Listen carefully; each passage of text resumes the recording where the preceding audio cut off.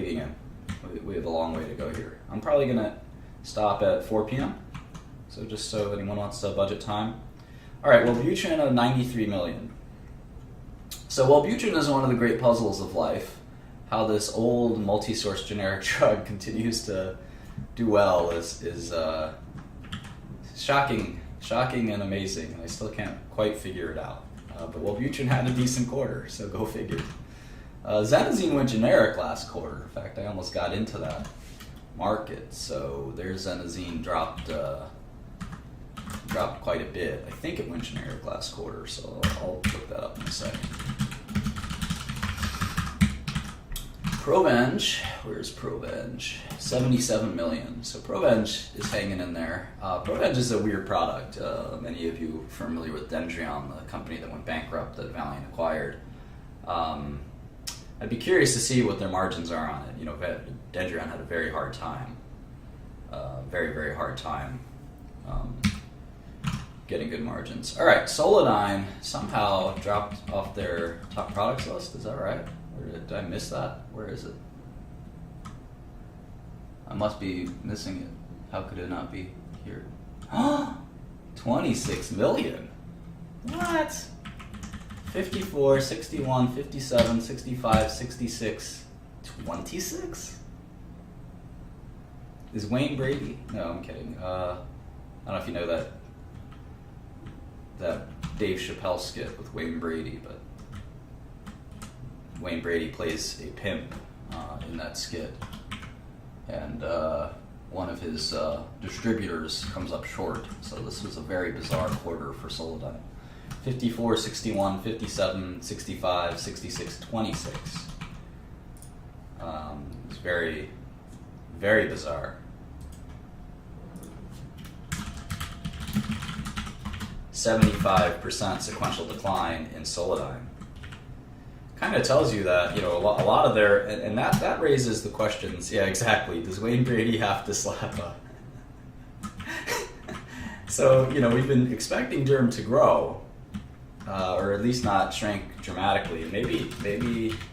Maybe now we're realizing that without these tricks up the sleeve, that Derm's not gonna grow. Derm's gonna shrink. And yeah, I'm saving this and it'll be uploaded. So we make Derm shrink, which is fine. And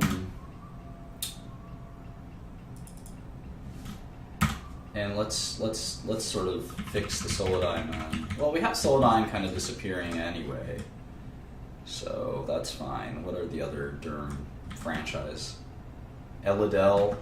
I gotta analyze Elidel. I don't know the situation with Elidel too well. It's a pretty good product. Retin-A though, that's one that is multi-source and should drop pretty dramatically. I've looked at that market a little bit. Carac and Ziana are kind of similar. Let's take a hammer to the Derm business. The idea that the Derm business was sexy is kind of been propagated by Valeant. May not really be the case. So let's be nice and aggressive here. Tacrolimus is a bit different. Maybe I'll just have it drop 2% a year or something.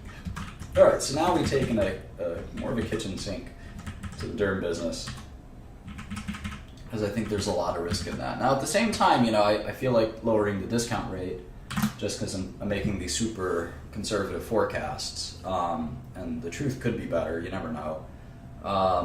So I've got per share value right now, $45. We're still very early on in this process, but really remarkable Solidyne weakness. All right, Isuprel, 53 million. Isuprel, 53 million. Now this is going generic soon, so I guess I should update this shortly, but you know, maybe it's going to do something like that. But it's going generic quite soon, so Isuprel is at least. I don't know if it's going to be this quarter, so maybe I'll push it out. But NitroPress, let's look at that one. NitroPress. Is it even here? There it is, 58 million. NitroPress, big quarter. Interesting. All right, Lotamax. 43 million. Looks in line. Alright, everyone's favorite, Glumetza, 86 million. Now Glumetza, I don't know if it went generic yet. I should check. Lupin launched in February, so Glumetza is probably... Well, maybe it launched, I don't know. Glumetza should be dead on arrival.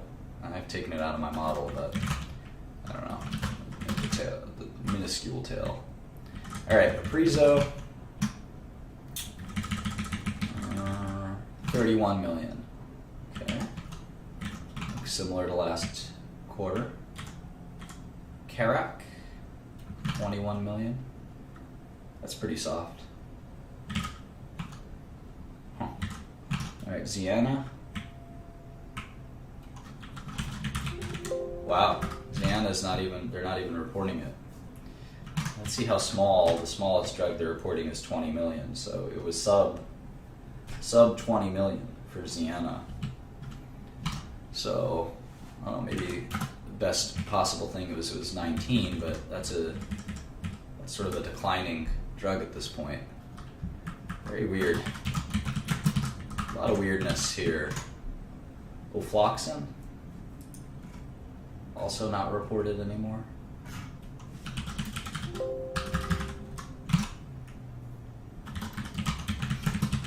How about Arestin?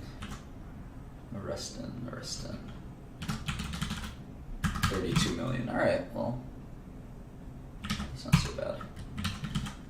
Movaprep. That's a Salix drug. Not reported, so wow.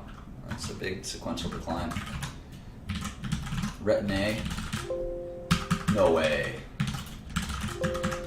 Wow. So Derm really took it on the chin. You gotta look at Retin-A, that's another big sequential decline. How about Clindigen? Nope. Wow. And Elidel finally. If Elidel's not on here, there it is, 25. Alright, so Elidel dropped 22% sequentially. It's pretty bad. Cupramine, my favorite. 27 million. Alright, Cupramine's a steady Eddie. I think a generic to Cupramine is coming at some point, but maybe not today, maybe not tomorrow, but at some point it'll come.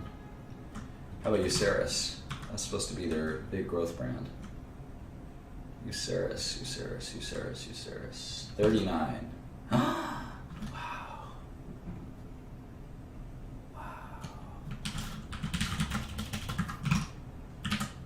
Holy smokes. We were forecasting 71. Again, in the launch, this is this bizarre behavior that very new launch. Alright, wow. Okay, let's see what IMS had for US Pharma. Kind of curious. So let's see, we just did 2.248 versus 2.146. Okay.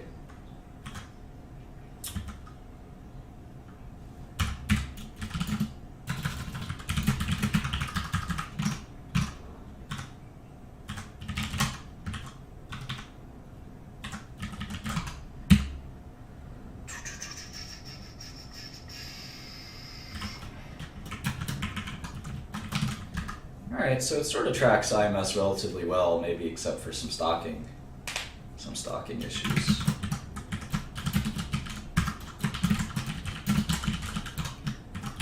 Alright, so obviously I think the Q1 guidance was the shock for everyone, right? They're saying revenue of from 2.8 to 3.1 to 2.3 to 2.4. So to get to 2.3 to 2.4, we're going to have to see sort of continued destocking at the Salix level. Julia, God only knows what's happening there. Wellbutrin should be, I don't know, maybe it's seasonality for Wellbutrin. Xanazine's going generic, so I don't know what's going on there. Proven should be whatever. Solodine, God help him. Suprel, nitropras. Oh, well, we don't know what the other was, so let's see if we can get a U.S. Pharma number. I think we can.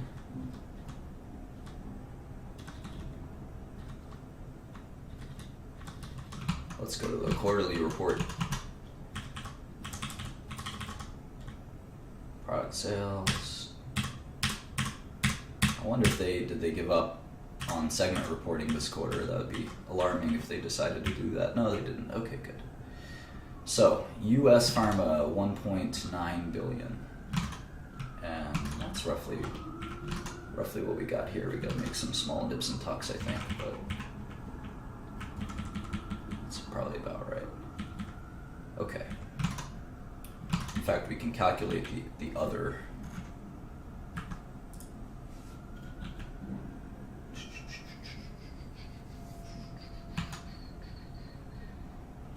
All right, let's do some of this. Let's see what they said for Derm.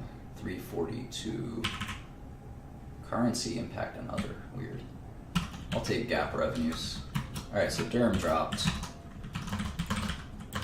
Huge amount.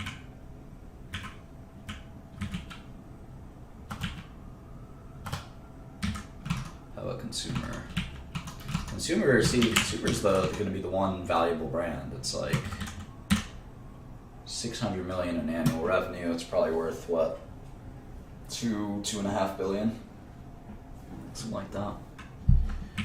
Let's see, ophthalmology RX. That was the Bausch & Lomb pharma business. That's probably still worth something. Contact lenses, surgical. These are all surgical. Actually grew quite nicely.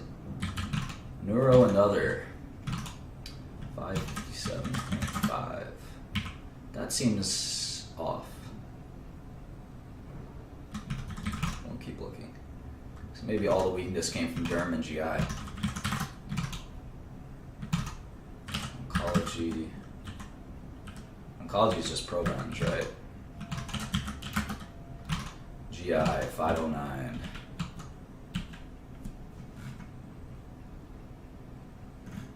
Weird. Other GI.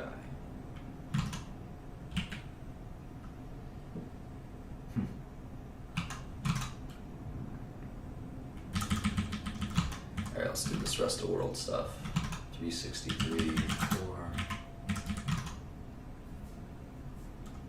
We'll get back to the interesting stuff in a second. Emerging markets, very good quarter. LATAM and Asia, pretty weak. Alright, so gotta do a little more nips and tucks on the income statement, but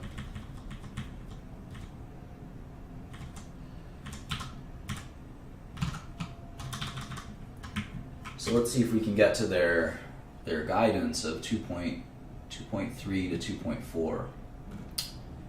So how can we do that? Now, one thing that's kind of common in situations like this, with Mike coming back from medical leave, is this concept of quote unquote kitchen sink, or a reset. Sometimes when businesses are having trouble, lowering expectations to the most bottom kind of level is sort of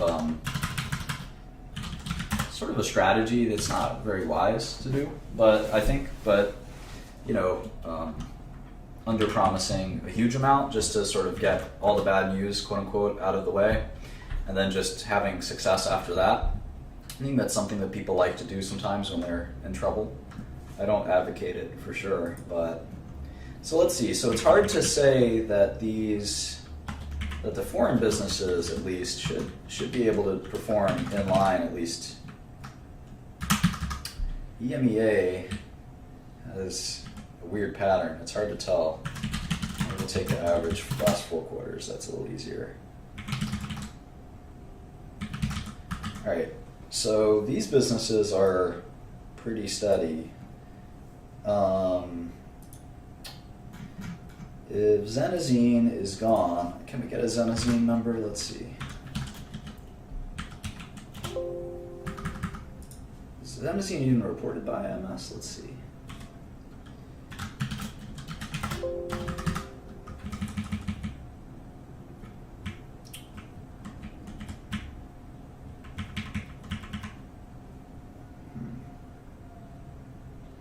It's weird because if you look at first month over first month of quarter, you actually have 17% sequential growth. But they're telling us that revenue is going to decline by this enormous number, right? 2.3. Revenue is going to decline by 15%, but IMS is telling us the US part of that is at least growing 17%. Now, they have February and presumably most of March, and we don't. So we don't know what February looked like, but stocking is probably the big issue. So maybe Xifaxan gets hammered even further. Maybe Jublia, maybe the just stocking will go down to a bare minimum. It just seems unlikely that that number is achievable, or it's going to happen. Let's see. And maybe it's this kind of other section that's going to get hit. So we can get to 2.5 and be realistic at least. Let's see. But without kind of consumer and other stuff like that falling, it's hard to see them doing 2.4 billion.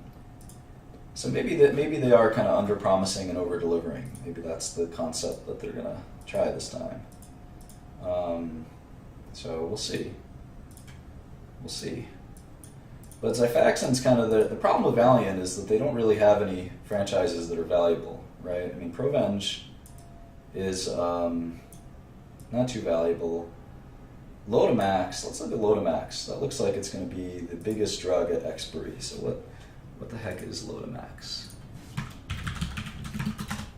Let's go. I'll show you a cool website that it's called Drugs at FDA, and it's kind of the best website for checking out FDA approved drugs. So let's see. Lotamax is a loteprednol. It comes as it's a Bausch & Lomb product, so it looks like it's an ophthalmic drug. Comes in a few different forms. I think it's could be a beta blocker by its name.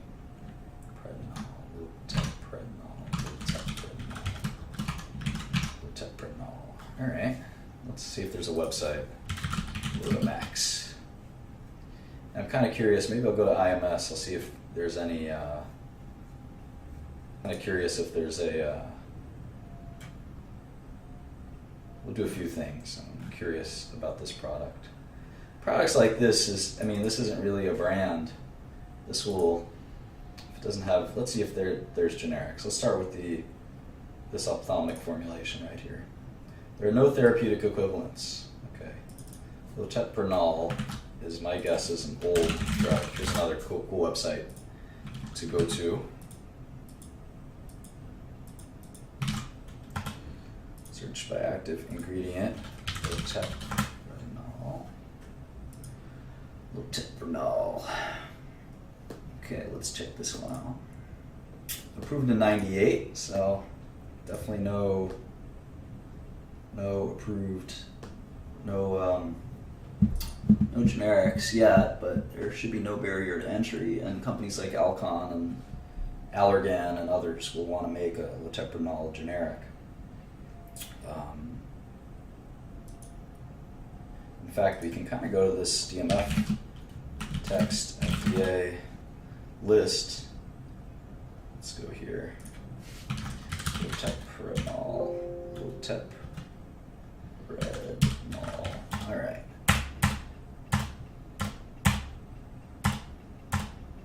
Crystal Pharma filed a DMF in 2014. Pharma Bios. Alright, so at one point or another, this thing will go generic. So, Lotamax, and again, this highlights my kind of issue with Valiant is it's kind of whack-a-mole. Every time you think you've got a decent franchise, this thing will probably be generic by the time, before you know it. So this ain't gonna